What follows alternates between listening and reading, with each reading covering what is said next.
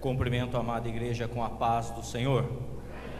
Graças a Deus. É uma satisfação imensa rever toda essa igreja amada, os irmãos. Alguns eu já abracei, e outros teremos a oportunidade ainda. Mas viemos aqui para adorar aquele que morreu por nós. Eu não sei se você pode comigo, mas eu sinto uma batalha espiritual essa noite sobre a igreja. Não sei quantos têm esta sensibilidade, mas eu sinto nesse exato momento uma batalha muito forte. E eu quero, em nome de Jesus, clamar para que o Senhor venha derrubar as barreiras, para que Ele venha levar cada um dos nossos pensamentos cativos até Ele, para que nenhum impedimento, nenhuma força contrária possa impedir a operação do Seu poder. Quantos podem glorificar o nome desse Deus? Quantos ainda creem que o sangue de Jesus tem poder?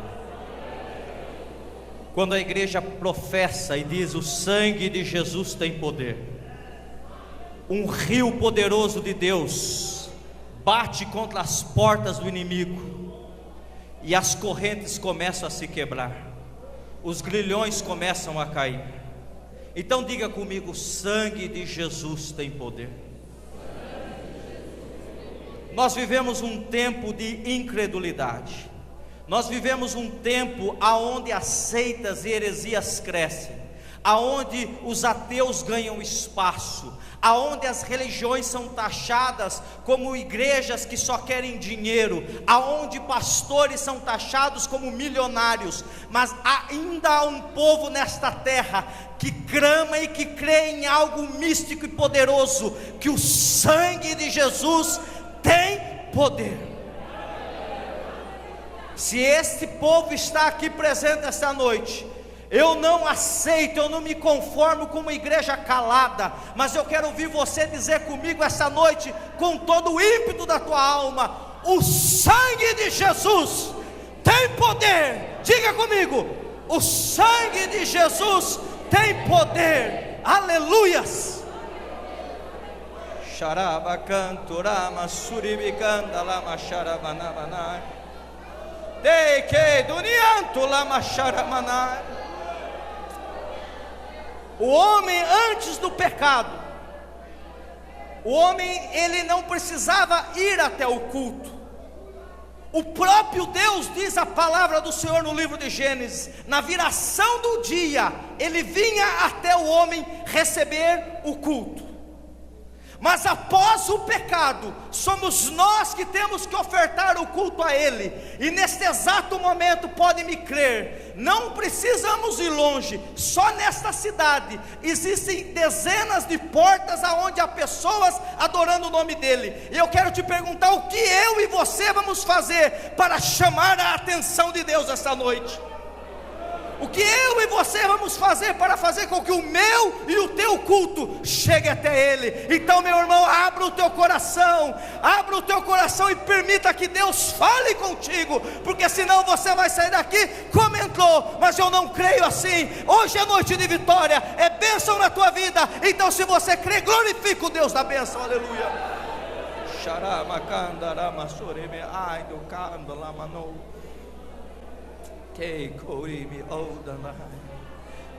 Eu sei que os espirituais começam a sentir o clima mudar. Isso não é emocionalismo humano, irmão. Isso não é palavra persuasiva, não. Isso é poder de Deus, mas depende de mim e de você, porque o Espírito de Deus, Ele está dentro de nós. É necessário que nós deixemos a carne de lado e possamos deixar o Espírito vivificar a nossa vida. Aleluia.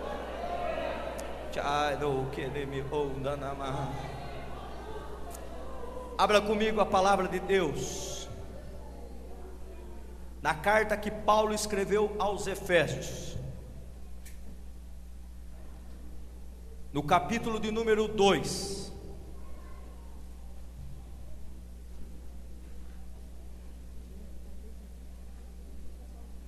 Vamos fazer diferente, vamos começar no capítulo número 1, lá no finalzinho, só para a gente compreender.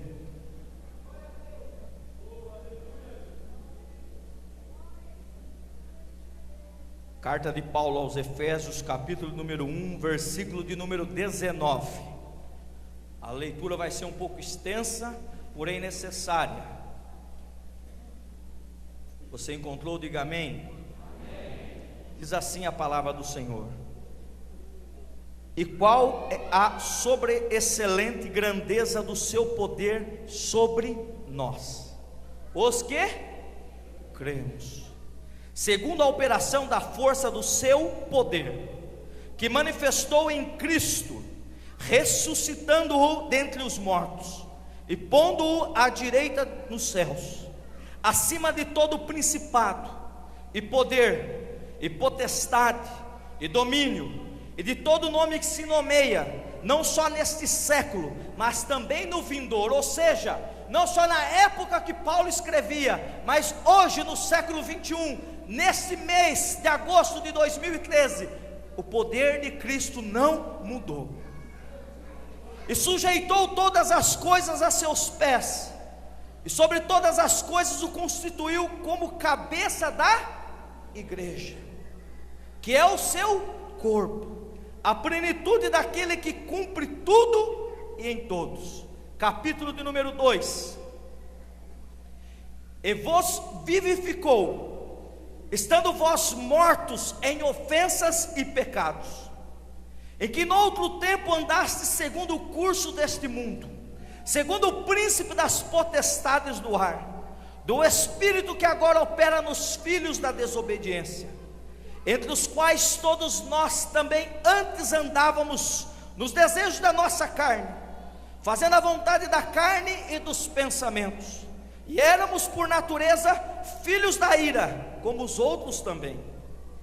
Mas Deus, que é riquíssimo em misericórdia, pelo seu muito amor com que nos amou, estando nós ainda mortos em nossas ofensas, nos vivificou juntamente com Cristo.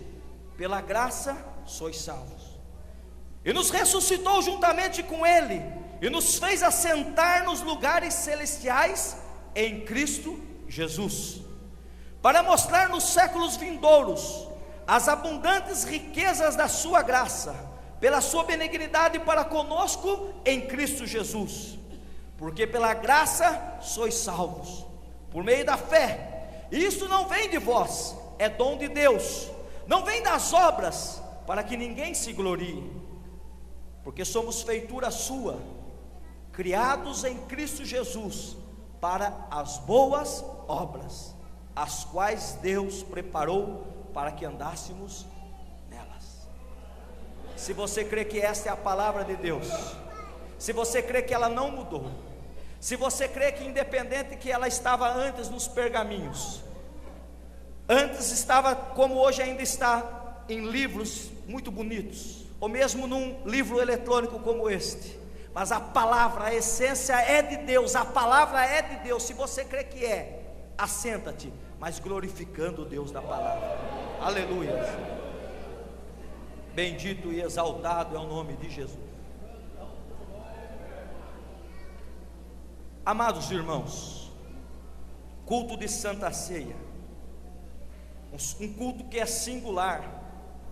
A Bíblia nos faz entender que é um memorial que nós celebramos a cada mês, para que possamos nos lembrar, para que possamos recordar todas as coisas que o Senhor Jesus fez por cada um de nós. Então, partindo desta premissa tão necessária, de que a igreja do Senhor, ela não é simplesmente uma entidade, como uma entidade filantrópica, que a igreja do Senhor não é simplesmente uma denominação, um ajuntamento de pessoas, uma associação, partindo da premissa que a igreja do Senhor é sim um organismo vivo, é o corpo de Cristo na terra, partindo da premissa do Senhor, que esse corpo de Cristo, ele não está apegado às placas das igrejas, não está apegado aos homens, aos líderes que estão à frente dos trabalhos, não, mas que sim, o corpo de Cristo é formado por todos aqueles que aceitaram a Jesus, reconheceram os seus pecados e aceitaram a Jesus, e que se reúnem, como você hoje aqui está, para ser aperfeiçoado em Cristo. Por que, irmão Fábio? Porque esse texto, especialmente agora vamos nos ater ao capítulo 2, ele é um texto que nos mostra uma realidade que parece que você olha e fala, é a de hoje, mas ela não é só a realidade de hoje, é a realidade desde que o homem caiu, uma realidade de pecado. Nós olhamos hoje, ligamos a televisão e vemos tantos assuntos serem tratados, o pecado está ali sendo lançado, nós vemos tantas coisas, tanta iniquidade, filhos matando os pais, pais matando os filhos, crianças sendo abusadas, roubo, morte, o homossexualismo sendo defendido e aplaudido e levado como um meio e uma forma de ser e de viver, e nós às vezes nos escandalizamos e achamos, isso é coisa da modernidade, isso é coisa de agora. Mas eu quero que você preste bastante atenção, meu irmão e minha irmã, jovem, para entender que isso não é de hoje. Desde que Adão pecou no paraíso, o pecado entrou nessa terra, e o pecado fez com que o homem fosse lançado fora do paraíso. O pecado fez com que o homem fosse lançado fora daquela que era a casa perfeita que Deus preparou para que ele convivesse, um ambiente onde Deus atendeu todas as suas necessidades, inclusive as emocionais, lhe dando uma esposa, uma casa. E o diabo, através do pecado e a justiça de Deus, foi com que o homem foi tirado de sua casa. Ei, preste atenção, meu irmão, minha irmã. Uma das primeiras coisas que o diabo quer fazer na vida do homem e da mulher é te tirar da tua casa. Eu vou repetir porque eu sei que eu não estou falando isso em vão. A primeira coisa que o diabo quer fazer para destruir a tua vida é te tirar da tua casa. Meu irmão e minha irmã, em nome de Jesus, eu repreendo agora este espírito. Talvez você que está aí olhando com esses olhos não está entendendo, mas quem é espiritual sabe. Nesse instante, em nome de Jesus, eu quebro o laço, no nome de Jesus.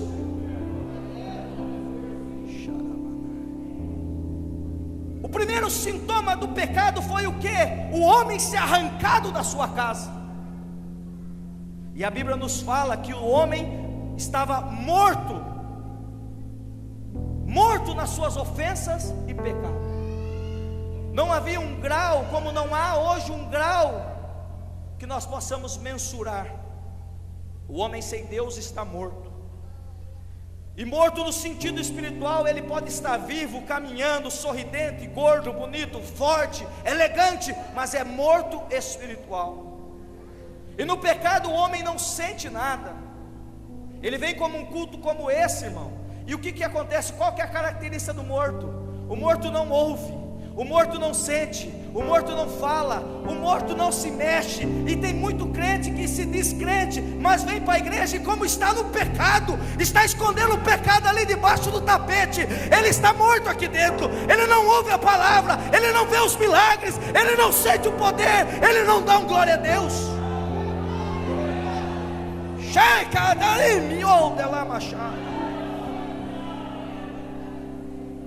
E o morto não gosta de ficar nos ambientes assim. Mas essa noite é noite de ressuscitar. A Bíblia nos fala claramente que nós não devemos, irmão, de forma alguma julgar. Nós não devemos de forma alguma apontar o dedo. Por quê? Porque a Bíblia é bem clara em dizer que eu e você também, em outro tempo, andávamos segundo o curso desse mundo. Não éramos diferentes. Não éramos diferentes daquela prostituta, não éramos diferentes daquele homossexual, não éramos diferentes daquele assassino, daquele drogado, não. Talvez você diga, mas eu era um homem fiel, um homem ali religioso, eu era um homem que nunca deixei de pagar as minhas contas. Eu nunca fiz nada disso, mas dependia do seu próprio braço. E não há como mensurar o grau, não dá. A Bíblia não me permite dizer pecado e pecadinho, não. A Bíblia só traz uma sentença: aquele que peca deve morrer. Ele não só deve morrer como juízo, mas ele já está morto espiritualmente. E a Bíblia diz que um dos sintomas de quem está morto é que ele anda segundo o curso desse mundo. Que mundo, irmão Fábio? Um sistema mundano que faz a nossa cabeça, um sistema mundano que nos leva a aplaudir coisas que são terrivelmente abomináveis diante de Deus. Um sistema mundano que nos faz trabalharmos como um louco para comprar coisas que não precisamos, só para nos exibirmos para pessoas que pouco importam para nós. O mundo que nos taxa, o mundo que nos oprime, o mundo que quer ditar as regras sobre nós. E aquele que está morto, ele anda segundo o curso deste mundo. Sabe qual que é a melhor ilustração para isso? Imagine você aquelas multidões, como aconteceu nesses tempos, mostrar na televisão. Aquela multidão que vai andando, você jogasse um cadáver lá, isso é fato. Se você jogar um cadáver lá, a multidão vai arrastando ele. E o morto para Deus, o morto espiritual, a multidão o arrasta. Esse é um dos sintomas. Mas não é só isso. A Bíblia diz que ele anda também segundo o príncipe das potestades do ar, do espírito que agora opera nos filhos da desobediência. Sabe, irmão, nós temos como crente muitos extremos. Ora nós falamos demais do diabo, ora nós falamos de menos. Mas a Bíblia nos ensina que nós precisamos entender o papel do diabo e saber como combatê-lo, saber como posicionarmos diante dele. E a Bíblia nos mostra claramente que o príncipe deste mundo está a influenciar. Eu não estou falando aqui, como alguns falam, de precisar e necessidade de fazer uma sessão de descarrego, não. Eu não estou aqui a dizer que todo aquele que está em pecado, ou aquele que não serve a Deus é um endemoniado, não. Mas eu quero que cada um de nós possamos nesta noite ter a consciência de que o príncipe das trevas influencia o mundo. O príncipe das trevas está por detrás dessas campanhas pró-homossexual. O príncipe das trevas está por detrás, usando os seus adeptos, dessas campanhas pró-aborto. O príncipe das trevas está por detrás dessas campanhas que dizem: não, para que ser virgem? Para que me guardar para o casamento? Tudo isso é uma artimanha do Lúcifer, uma artimanha do inimigo das nossas almas. A Bíblia continua nos dizendo: entre os quais todos nós também andávamos nos desejos da nossa carne. Sabe o que eu estou fazendo aqui agora neste momento? Fazendo você, se você estiver prestando atenção, refletir o que eu e você era. Eu estou pregando sobre aqueles que estão lá, mas estou lembrando a você do que eu e você éramos. Quantos estão aqui bonitinhos hoje, de terno e gravata, obreiros, mas que lá atrás estava ali com a manguaça passando na frente de uma igreja e tirando sarro? Quantas irmãs estão aqui essa noite, bonitinha aí para Jesus, mas já falaram mal da igreja, já falaram mal de uma irmã, disseram talvez: eu nunca serei crente. Então, enquanto eu prego, eu falo dos que estão lá fora, mas mais importante, eu faço uma reflexão com você, meu irmão e minha irmã, que aqui está. Porque antes, diz a Bíblia, nós andávamos segundo o desejo da nossa carne. E quantos de nós hoje ainda não estamos debaixo dessa carne maligna? A carne que nos faz olhar, a carne que nos faz cobiçar, a carne que nos faz querer. Talvez você adentrou aqui essa noite a um culto de ceia, não podemos nos esquecer disso.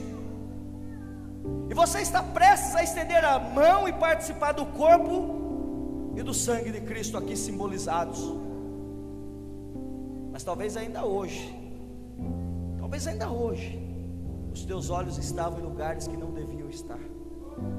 As tuas mãos tocavam coisas que não deviam tocar.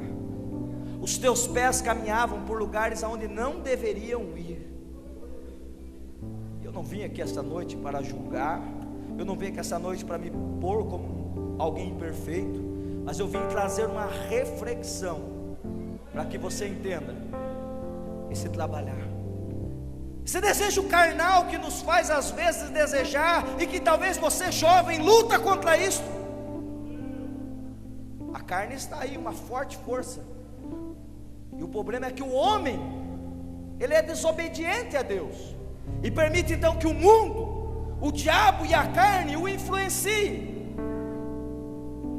E você sabe, meu irmão, minha irmã, você vem a um culto como este, você participa da ceia, você talvez até faz algumas promessas, mas quando sai daquela porta para fora, você não só as esquece, mas esquece de buscar naquele que é o único que pode te fortalecer, o único que pode te fazer vencer esses desafios. E o homem sem Deus, ele é depravado. O homem sem Deus, ele não se importa. O homem sem Deus, ele não está preocupado. Ele deixa ela pendurada, a roupinha de ovelha, e num culto como esse, ele não tem nem sequer a sensibilidade divina de sentir o Espírito de Deus. Ele vai lá e veste aquela roupa, irmão Edivaldo, e vem para cá com a maior carinho. Mas sabe o que Deus me manda fazer essa noite? Te alertar, meu irmão, para que você entenda que as oportunidades elas se esgotam, que há um tempo determinado para todas as coisas.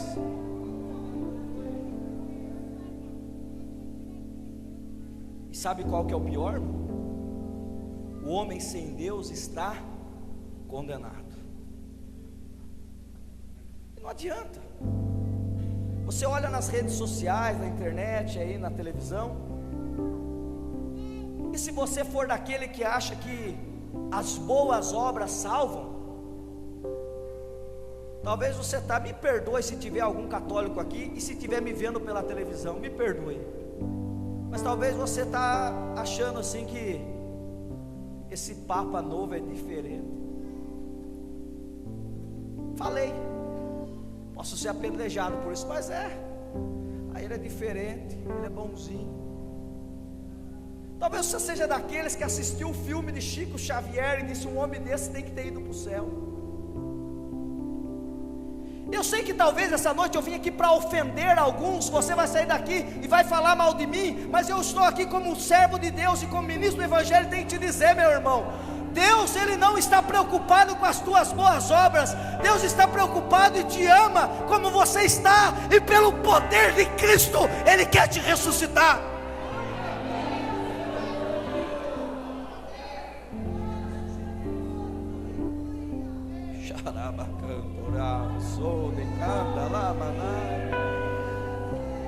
Está na hora de nós pararmos, irmãos, de nos equipararmos, de nos preocuparmos em sermos agradáveis, em termos um sermão que as pessoas aplaudam. Não, meu irmão, no Evangelho, todo aquele que fala a verdade, ele é ofensivo. Todo aquele que fala a verdade, ele agride. Por quê?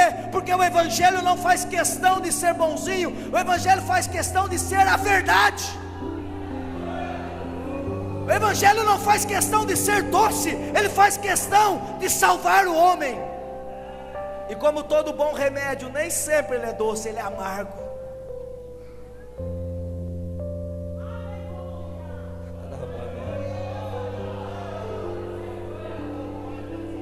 Venha para Jesus, venha para Jesus, venha para Jesus e você vai ficar rico.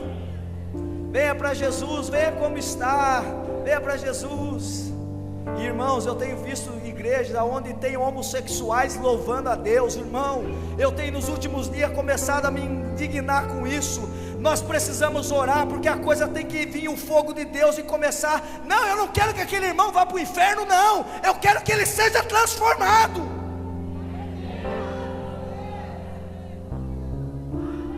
Adúlteros dentro da casa de Deus, que não se importam de trair a sua esposa ou vice-versa, e vir comungar aqui com os irmãos. Não, Não, nós precisamos, irmão, orar para que a igreja volte a ser ofensiva, para que nós possamos ser um espelho e as pessoas olhem e vejam o pecado dentro de si.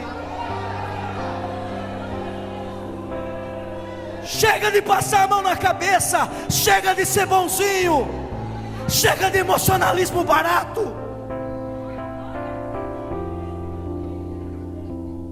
Chega, irmãos. O meu Jesus, eu estava refletindo hoje, o meu Jesus, irmãos, se ele não tivesse feito nenhum milagre, ele já era digno de toda adoração. Sabe por quê? Paulo escrevendo aos Filipenses, no capítulo número 2, e verso número 5, ele disse assim algo, eu comecei a falar disso na última ceia que eu estive aqui: de sorte que haja em vós o mesmo Espírito que há em Cristo Jesus. Sabe por que nós não estamos mais ofendendo o pecado? Porque eu e você estamos preocupados com os nossos direitos. Se a primeira cadeira é minha ou é daquele, se o primeiro lugar é meu ou é daquele, se me chamam de presbítero ou se me chamam só de irmão. Irmão, está cheio desses, você chama de irmão, ele fala irmão não, presbítero fulano de tal. Já aconteceu comigo. Sabe, irmãos, quando os discípulos discutiam quem é o maior, quando a mãe de João e Tiago chega ousadamente e diz para Jesus: quando o Senhor for rei, põe o meu filho um de um lado e outro de outro. Lá no dia, na véspera da sua morte, o sentimento não havia mudado dos discípulos. Quem é o maior? Quem é que pode mais? Então o meu Jesus e o teu Jesus pega uma toalha, cinge-te o lombo, pega uma bacia e se ajoelha e limpa os pés, lava os pés dos discípulos. E sabe o que é interessante, irmão? Ele mostra o que é a verdadeira humildade. Ele disse: vós me chamam de Senhor e Mestre, e eu sou, mas nem por isso a minha coluna não pode se dobrar para lavar os teus pés. Sabe, irmãos, eu ainda estou só no comecinho, olhando o que eu e você éramos, olhando o que o mundo lá fora é, e eu e você estamos tão contentes, de alguns até alguns uma vez por mês, não mais que isso, vir aqui e dizer glória a Deus, estou salvo. Mas não, irmãos, o mundo está perdido, o homem está condenado. Quando você olha ali na televisão, ali, e uma das coisas que mais tem me preocupado ultimamente, um homossexual se defendendo e dizendo que aquilo é correto. Você não deve odiá-lo, você não deve zombar dele, você deve orar por ele e saber que ele está perdido. E se o evangelho não o encontrar, ele vai para o inferno, e o sangue dele será cobrado da minha e da tua mão.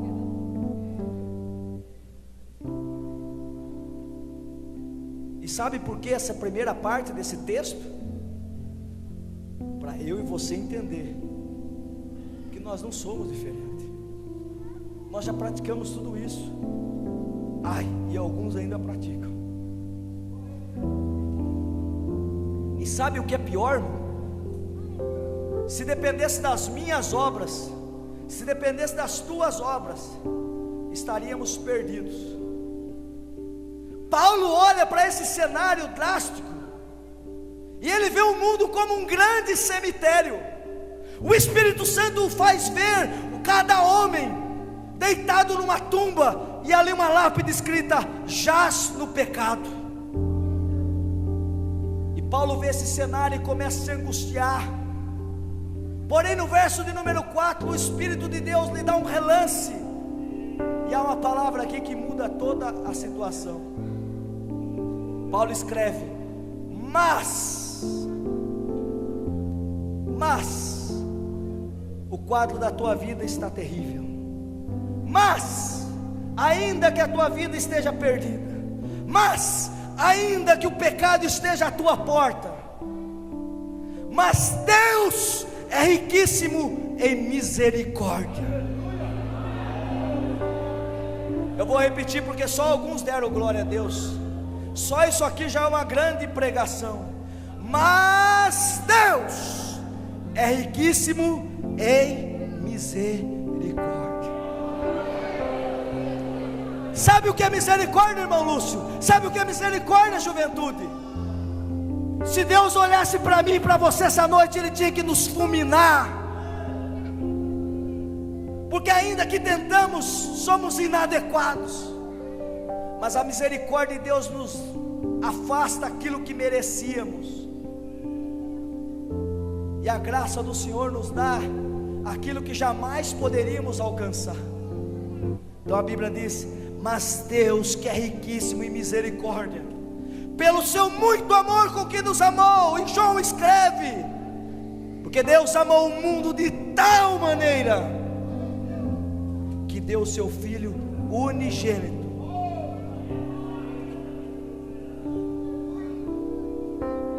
E sabe o que é lindo o verso 5, irmão? Para trazer um raio de luz e esperança sobre esse mundo perdido, para me avivar e avivar você, porque avivamento não é pula-pula, avivamento não é só falar em línguas dentro do cenáculo, avivamento é sair lá fora e impactar o mundo. Avivamento é fazer a diferença onde estamos, aonde vamos e no que fazemos. O raio de luz que veio sobre nós é que não precisa fazer como alguns de nós fazem, e até eu já errei. Eu tenho um amigo lá no trabalho, pensa num rapaz bom, pensa num rapaz honesto, e às vezes eu falo, só falta ser crente. Ele é muito bom.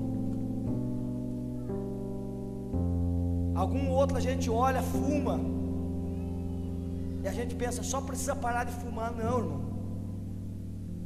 Algum adultério, a gente pensa, só precisa parar de adulterar. Não, irmão. Assim como eu e você precisa nascer de novo.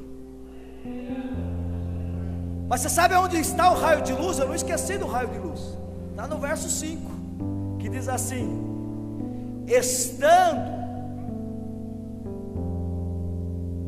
vê se está escrito na sua Bíblia assim: estando já preparado, deixou o cigarro, deixou o futebol, excesso, deixou o adultério. Vê se na tua Bíblia está escrito assim, ó, já comprou um terno, começou a ir na igreja. Vê se na sua Bíblia está: estando já largado os seus vícios, largado dos seus pecados. É isso que está na tua Bíblia? Não, a Bíblia diz assim: estando nós ainda mortos em nossas ofensas. Não é um pregador, não é um hino bonito, porque, fala-se a verdade, às vezes você assiste um filme e a gente marmanjão chora, se emociona. Não é o emocionalismo barato que alguns pregadores estão aí colocando, como esse é o bom, esse é o avivalista. Não chama o irmão Fábio não, que ele só prega a Bíblia. Chama aquele que pula e que ele faz e acontece. Tem muito crente que gosta disso, mas não, irmão. É a palavra, e a palavra diz claramente que quem vivifica não é o pula-pula, não é o grito do pregador, mas quem vivifica, e Ele nos vivificou juntamente com Cristo. O poder de nos colocar em pé, o poder de nos salvar, não é algo que vai acontecer agora, já ocorreu lá atrás, quando Ele levantou Jesus dentre os mortos. Nós lemos no capítulo 1, no finalzinho, o mesmo poder que ressuscitou a Jesus de Nazaré, é o poder que opera agora em todo aquele que ouve a palavra de Deus.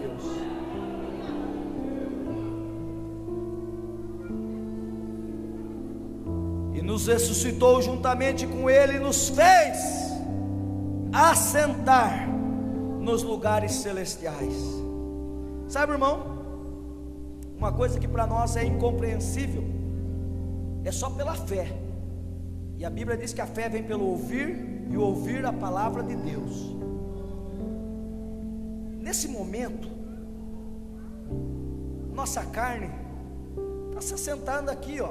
Arthur Nogueira, Rua Sebastião Rodrigues, está aqui.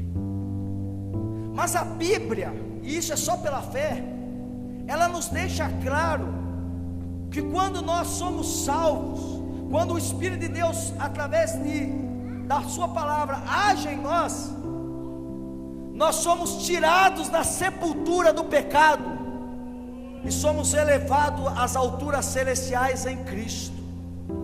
Sabe por que alguns entram aqui e saem dizendo que o culto foi uma bênção e outros dizem que não? Porque alguns só ficaram sentados aqui, mas alguns estiveram lá de cima, nas regiões celestiais, levantando a mão com os anjos, dizendo: eu glorifico o Deus que vive, eu glorifico o Deus que vive, eu glorifico o Deus da minha salvação. E Ele nos fez assentar nos lugares celestiais em Cristo. E Deus não faz nada. Você já parou para pensar, irmãos? Você já parou para pensar que Deus só faz as coisas para a sua glória? Você parou para pensar? Raciocínio rápido. Se Ele é onipotente, onipresente, onisciente, se Ele é o todo-poderoso, se Ele é quem é, não precisa de mais ninguém. Quando o diabo pecou, deixando a iniquidade entrar no seu coração, o diabo primeiro, ele não podia ter fulminado o diabo? Podia ou não podia? Quem concorda, diga amém. Eu não vou entrar profundamente nisso, eu só quero que você raciocine rápido. Se quando Adão e Eva pecou, Ele não podia ter fulminado Adão e Eva e feito um novo Adão, uma nova Eva? Podia ou não podia? Mas o meu Deus e o teu Deus, Ele não leva desaforo para casa. O meu Deus e o teu Deus, Ele dá corda para o diabo e diz: vai lá e tenta. O meu Deus e o teu Deus, Ele diz assim: o diabo estragou, mas eu faço sim um segundo Adão, mas ele virá muito tempo depois, e Ele vai mostrar que é possível ser perfeito, Ele vai mostrar que é possível não pecar, Ele vai se humilhar, Ele vai morrer na cruz, e vai salvar o homem novamente. E aqui nos mostra o porquê, porque Deus é exibido. Não se ofenda, vou repetir: Deus é exibido, e está aqui na Bíblia, ó. Porque Ele pega eu e você como um troféu, e está aí no verso 7, para mostrar nos séculos vindouros as abundantes riquezas da graça pela sua benignidade para conosco.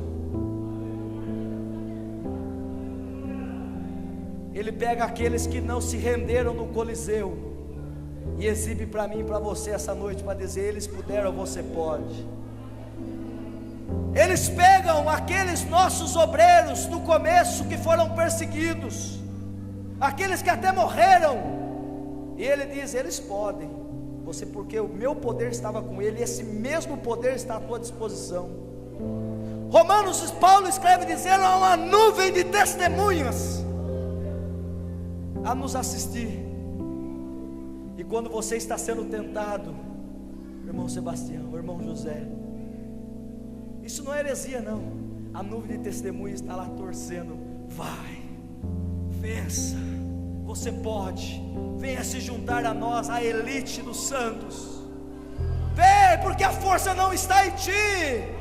Não se preocupe, meu irmão e minha irmã, quando a tentação bater na tua porta, você não precisa vencer sozinho, não, você não pode, mas você tem um Deus nos céus que tem o poder, tem a graça, tem a unção, tem a capacitação, e Ele te alcança quando você quer.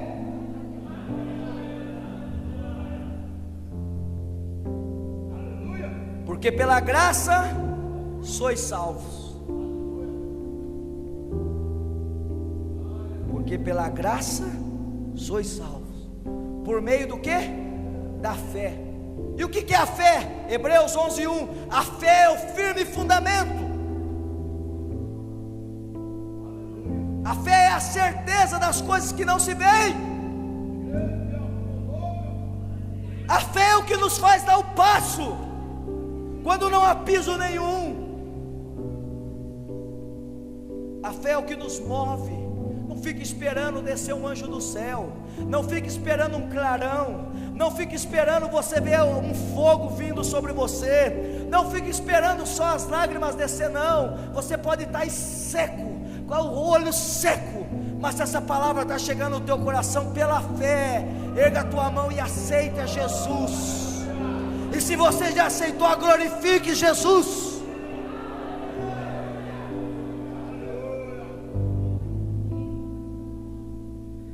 Isso não vem de nós, porque lembra lá dos primeiros versículos? Nosso desejo é carnal. O mundo nos oferece, o diabo nos tenta, e a nossa carne quer.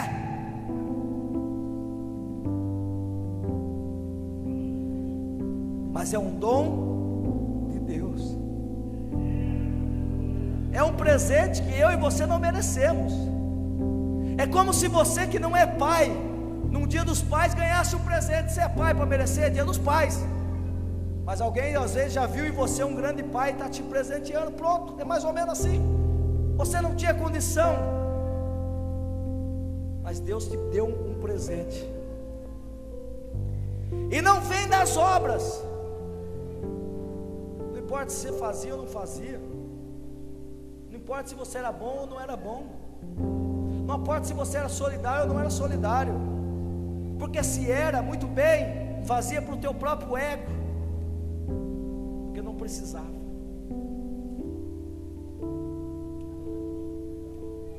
Para que ninguém se glorie. Por que não é das obras? Porque alguém pode se gloriar. Eu faço. E como está perdida a igreja com esse sentimento, meu irmão? Eu faço, eu aconteço, eu fiz. Tem um congresso, por exemplo, daí chega na hora do agradecimento. Alguém vem até correndo para ficar na porta esperando falar o nome dele. E se não fala o nome dele, ai, ai, ai. Ele dá uma oferta, ele quer que fale. O homem é cheio de vanglória, e Deus sabe disso, meu irmão. Então Ele não deixa que seja por mim e por você. Ele não olha se você é branco ou é preto, se é rico ou é pobre. Não. Jesus uma vez por todas pagou o preço na cruz por todos, e está disponível. Por isso que é um dom que já foi conquistado. Jesus não é crucificado todas as vezes que alguém aceita-o. Não. O sacrifício já foi pago, o preço já foi pago. Cabe a mim e a você aceitá-lo. Cabe a mim e a você deixar o orgulho de lado e dizer: eu preciso desse Deus, eu preciso desse Jesus.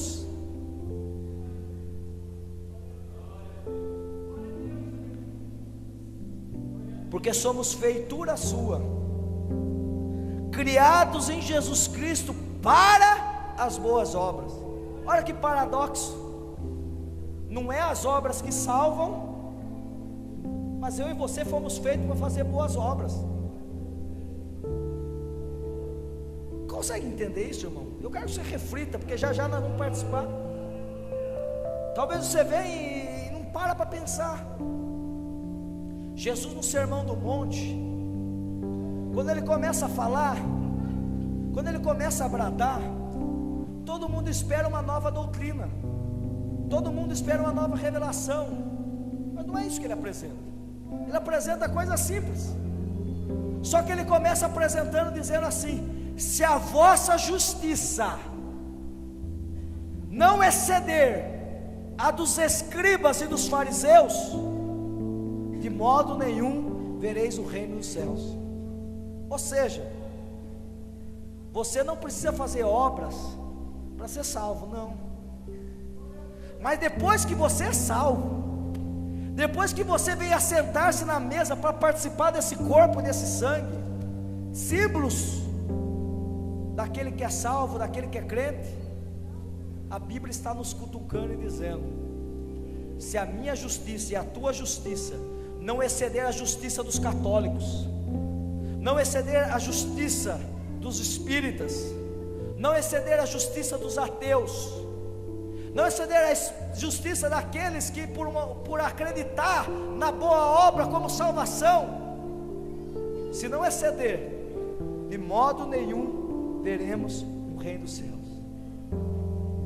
É complicado, não é, irmão? Sabe por que é complicado? Sabe por que é complicado? Porque se Jesus mandasse alguma coisa bem difícil, assim, no ponto de vista do nosso entendimento, a gente achava que era fácil. Você precisa orar tanta sexta-feira, você precisa ficar tanto tempo de joelho de cima de pedregulho, você precisa dar tanta cesta básica, seria fácil.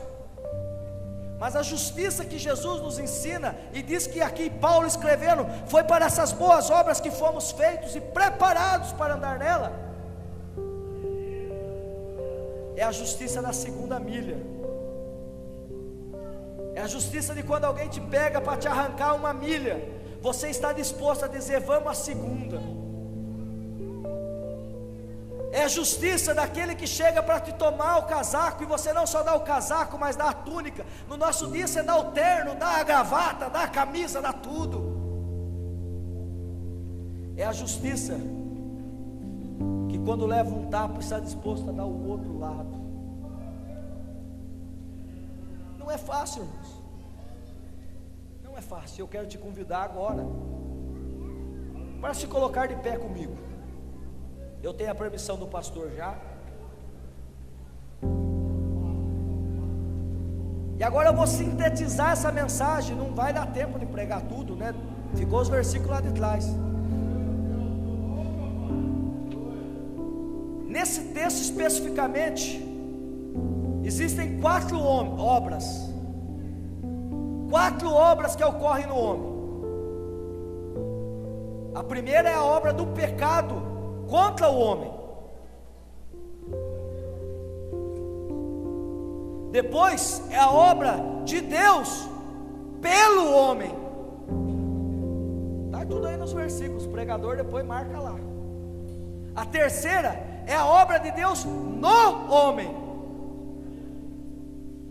E a quarta é a obra de Deus através do homem.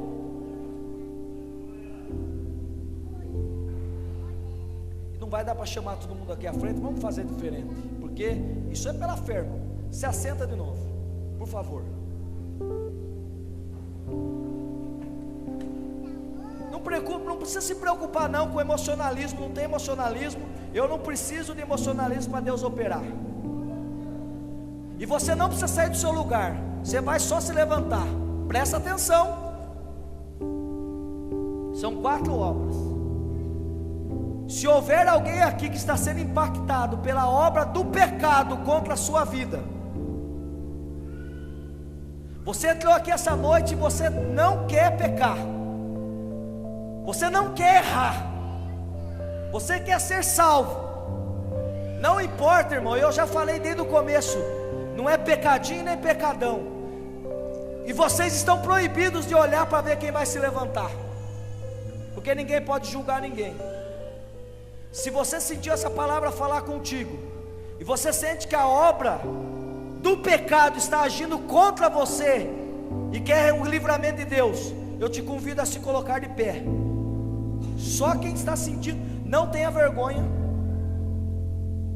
Eu não estou procurando emocionalismo. Eu creio no poder da restauração e no poder da vitória de Deus. Eu vou repetir mais uma vez. Você adentrou aqui essa noite, não importa se é um pecadão, na nossa concepção, e eu vou dar só um exemplo para você ficar tranquilo. Se nós comparássemos Saul, as irmãs da escola dominical já escutou falar isso milhares de vezes, e Davi, aos nossos olhos, o pecado de Davi era muito pior, porque ele adulterou e matou. O pecado de Saul, irmão Nivaldo, ninguém via. era a arrogância, era o orgulho, era a jactância de si próprio. Só que um se arrependeu e é chamado do homem segundo o coração de Deus, e o outro morreu em batalha, na verdade se suicidou, e só Deus sabe da sua alma. Então não importa se é pecadinho ou pecadão, eu não vim aqui essa noite para impressionar ninguém, eu vim para ser instrumento de Deus. Se você sente o pecado agir na tua vida, coloque-se de pé agora, pois não se arrependa, não se arrependa. Eu não estou aqui de brincadeira, irmão. Eu não andei, eu estou longe agora, eu não andei 300 quilômetros para vir aqui brincar, de pregar e agradar irmão, não. Eu vim aqui para ser servo de Deus, instrumento de Deus. Coloque-se de pé agora, ainda tem mais gente aqui, que Deus está dando a oportunidade.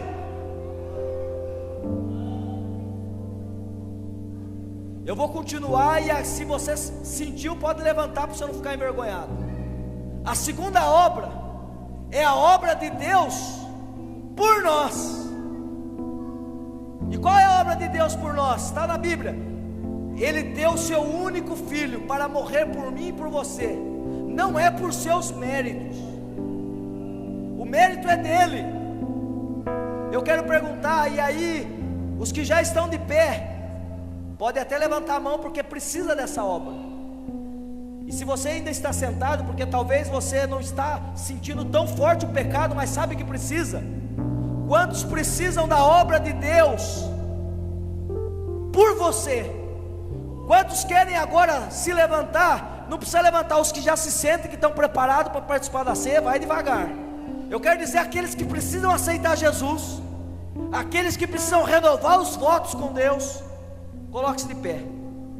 E os que já estão, faz assim com a mão, exclame por ele, esse momento é teu e dele.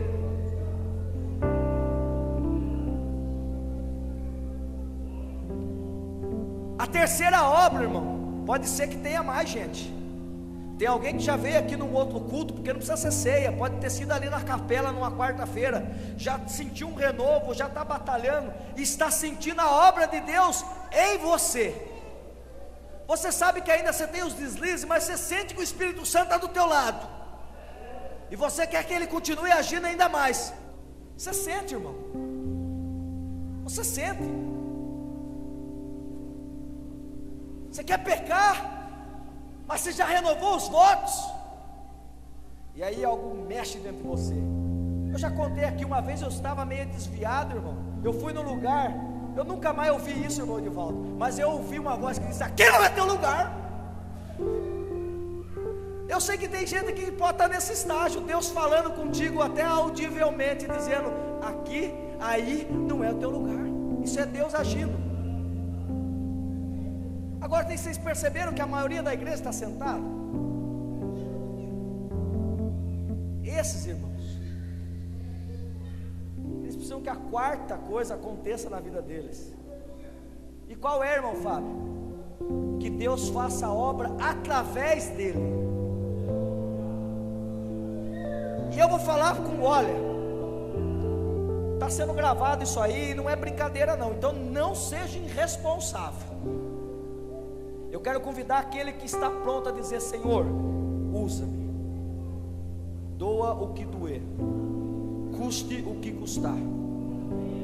Vai se levantando e levantando a tua mão, mas não seja irresponsável.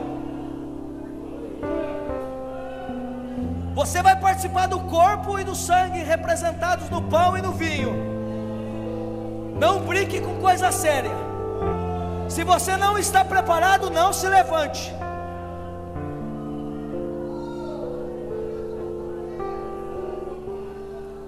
Você percebe que todo mundo precisa do agir de Deus? Será que você consegue sentir? Eu sinto, irmão. Tem vezes que a presença, eu não sou emocionalista não.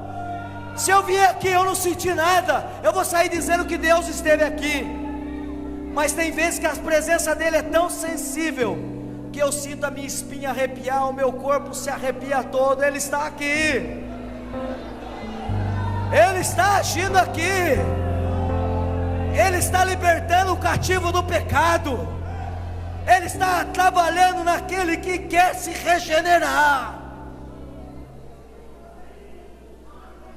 E Ele vai preparar aquele que quer trabalhar.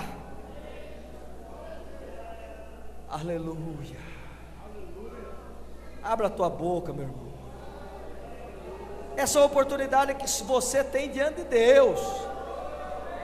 Não espera de mim não. Vai dizendo: Senhor, eu estou aqui. Senhor, eu preciso de Ti. Vamos deixar Deus agir no nosso meio agora. O Espírito de Deus quer transformar vidas. O Espírito de Deus quer agir no meu e no teu coração.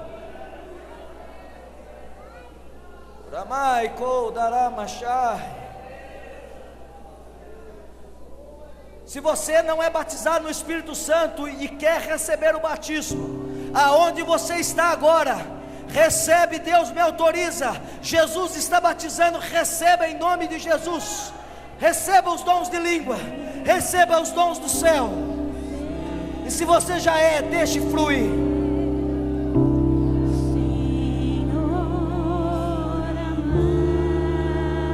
Eu não quero te emocionar, eu quero deixar Deus agir na tua vida.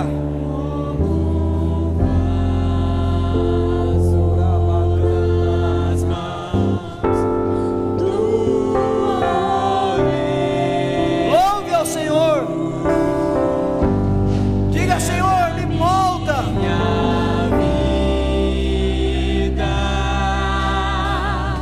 Me transforma. Eu sei que o Senhor me tirou da sepultura do pecado. Eu sei que eu não valia nada. Eu sei que eu não merecia. Mas eu estou aqui diante de Ti. Eu quero ser um vaso novo. Oh, aleluia.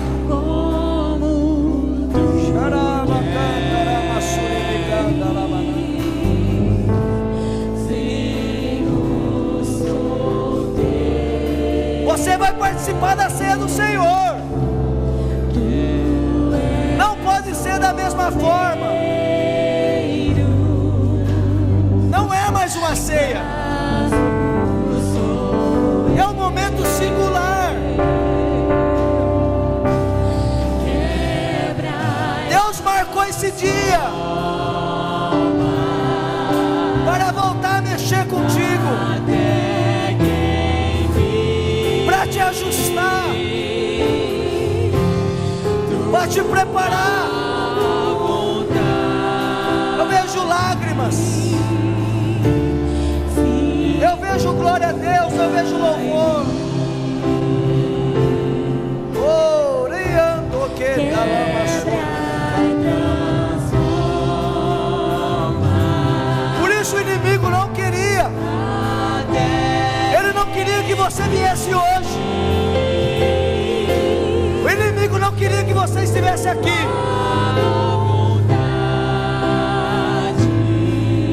Mas você está. E em Cristo somos mais do que vencedores.